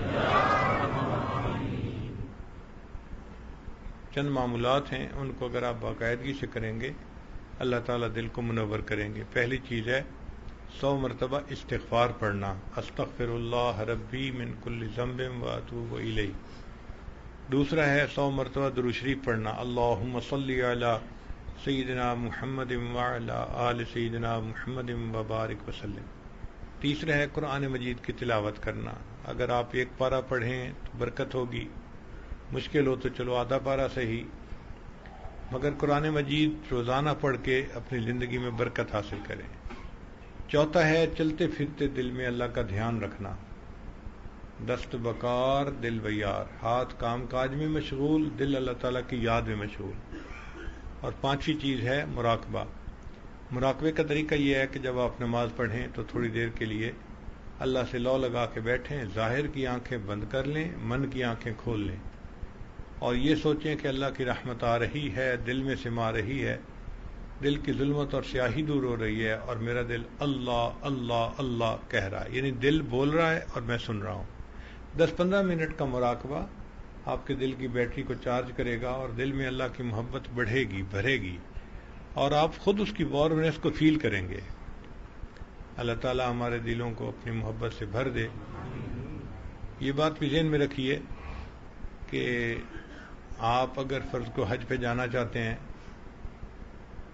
کوئی اپنے ملک میں رہتے ہیں اور ہر طرف سے ویزے کے اوپر رکاوٹ ہے اور آپ کی بڑا دل چاہتا ہے کہ نہیں مجھے تو حج پہ اس سال جانا ہی جانا ہے، اور جب آپ کو ہر طرف سے جواب مل جاتا ہے اور آپ مایوس ہونے لگتے ہیں تو کوئی آ کے کہتا ہے جی کہ آپ کے بیٹے کے پاس تو 10 ویزے ہیں، وہ فیملی کے 10 بندوں کو لے کے حج پہ جا سکتا ہے، تو آپ کو کتنی خوشی ہوگی کہ میرے بیٹے کے پاس 10 ویزے ہیں اور ہم آسانی سے حج کر سکتے ہیں۔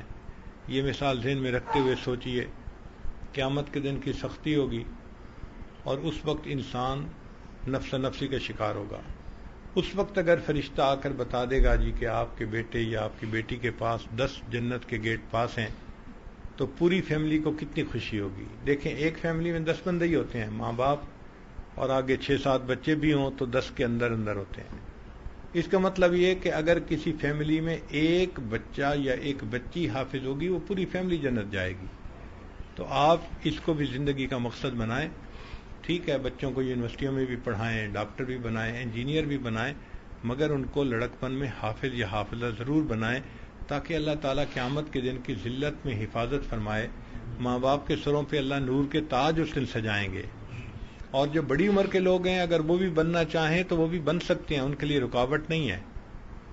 ہم نے یہ تجربہ کیا ہے کہ اگر آدمی ایک ایک آیت بھی روز یاد کرنا شروع کر دے تو کچھ سالوں میں حافظ بن جاتا ہے۔ ہمارے قریبی ایک رشتہ دار تھے، وہ جیولر تھے، بناتے تھے سونے کے زیورات۔ ان کو حفظ کا شوق ہو گیا، وہ ڈیلی ایک آیت حفظ کرتے تھے، ڈیلی وہ بیٹھے تھے اور وہ اپنا کام بھی کرتے رہتے تھے اور ایک آیت کو دہراتے بھی رہتے تھے۔ اللہ کی شان کے چند سالوں میں پورا قرآن پاک یاد ہو گیا، پھر وہ تراویح پڑھایا کرتے تھے۔ اور اس میں ایک مسئلہ اور بھی ہے کہ اگر کسی بندے نے حفظ کی نیت کر لی اور حفظ شروع کر دیا تو بھلے اس نے ابھی صفحہ یاد کیا، 2 صفحے یاد کیے، اگر اس کی موت آ گئی تو حدیث پاک کے مطابق اللہ تعالیٰ قیامت کے دن حفاظ کی لائن میں کھڑا فرما دیں گے۔ تو ہمارے تو مزے ہی مزے ہیں، نیت کر کے تھوڑا بھی یاد کر لیں تو انشاءاللہ برکت ہوگی۔ دعا کر لیجیے۔ سبحان ربی العلی الوہاب، اللہم صلی علی سیدنا محمد وعلی آل سیدنا محمد وبارک وسلم۔ اے کریم آقا، ہم آپ کے عاجز مسکین بندے ہیں، ہمارے گناہوں کو معاف فرما، خطاؤں سے درگزر فرما، عیبوں کی پردہ پوشی فرما۔ اللہ ہماری جسمانی بیماریوں کو دور فرما، روحانی بیماریوں کو دور فرما، اٹکے کاموں کا ہونا آسان فرما، الجھے کاموں کو اپنی رحمت سے سلجھا۔ اللہ ہمیں ذلت سے محفوظ فرما، علت سے محفوظ فرما، قلت سے محفوظ فرما، اپنی رحمتوں کی پشت پناہی نصیب فرما۔ میرے مالک، زندگی میں کبھی بھی بے سہارا نہ فرما، کبھی بھی بے آسرا نہ فرما، کبھی بھی اپنے در سے دور نہ فرما، ہمیشہ اپنی رحمتوں کی ٹھنڈی چھاؤں نصیب فرما۔ اے رب کریم، ہماری ان دعاؤں کو اپنی رحمت سے قبول فرما۔ اللہ، بچہ پریشان ہوتا ہے ماں باپ کی طرف دوڑتا ہے، بندہ پریشان ہوتا ہے پروردگار کی طرف لوٹتا ہے۔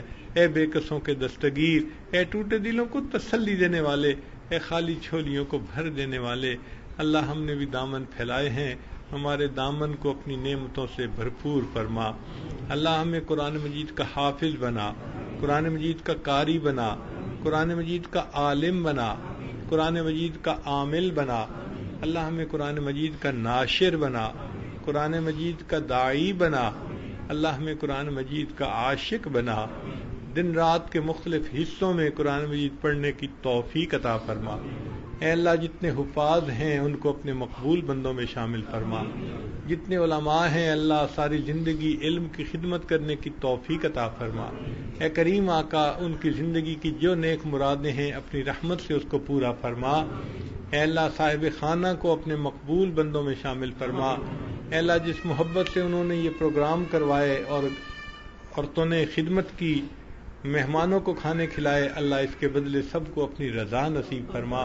اس گھر کو برکتوں کے ساتھ آباد فرما، خوشیوں کے ساتھ آباد فرما، این کے ساتھ آباد فرما، عزتوں کے ساتھ آباد فرما۔ ان کی آنے والی نسلوں کو دین کے لیے قبول فرما۔ ربنا تقبل منا انک انت السمیع العلیم، تب علینا انک انت التواب الرحیم۔ صلی اللہ تعالی علی حبیبہ سیدنا محمد وآلہ واصحابہ اجمعین برحمتک یا ارحم الراحمین.